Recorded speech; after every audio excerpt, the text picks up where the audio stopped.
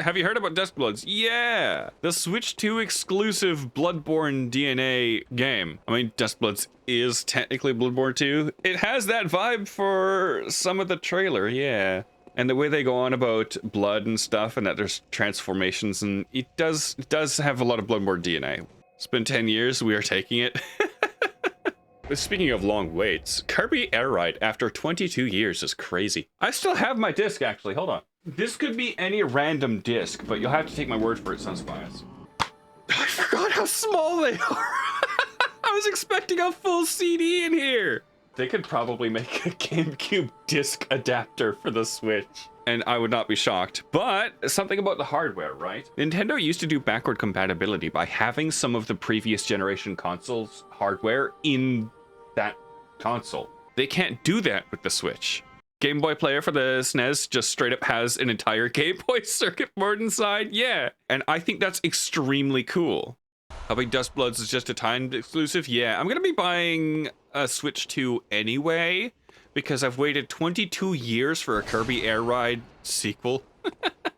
When they announced the GameCube emulator thing, I was like, why are they doing Chibi Robo but not Kirby Air Ride? Excuse me. And then they announced the Kirby thing, and I'm like, never mind then.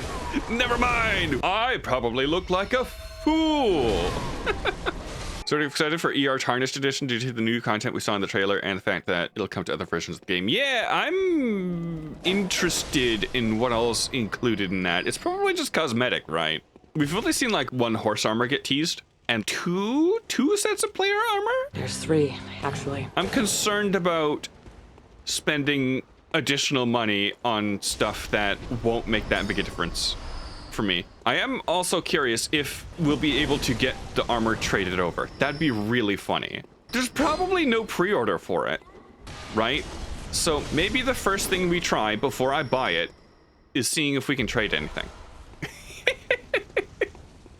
To be honest, I'm pissed about the Nintendo pricing. Yeah, the $90, yeah. It's a bit pricey. I heard that Nintendo, the day after they announced all the pricing, was like, this is because we're considering the experience and blah, blah, blah, blah, blah. But it's gotta mean that smaller games go down, right, Nintendo? Right? Right, Nintendo? But I was just saying, for Nintendo Switch, I don't mind too terribly. I mean, obviously that price is really high, but I also don't intend to buy another console. One reason I'm not super looking forward to the Switch 2 is what if I buy it and like the next year they just release an OLED version? Then I just don't get the OLED version. Because I would have already spent so much money. Not launching with OLED is such a bizarre decision in my opinion. I will be paying for Nightreign. Man, I'm considering pre-ordering it. Yeah, I already have. So I'm thankful that that's money that I don't have to think about at the moment. I know Nightreign mostly reused assets, but still feels like other companies would charge double or for less. Yeah, FromSoft is one of the companies that I feel pretty good about pre-ordering stuff from. Okay, so the thing is, I saw the trailer. I have been avoiding everything else. I have not seen anybody's early gameplay. I've not seen whatever other trailers have been released. I just wanted to give that context as well for all the new faces, because I've seen a lot of new faces, I think.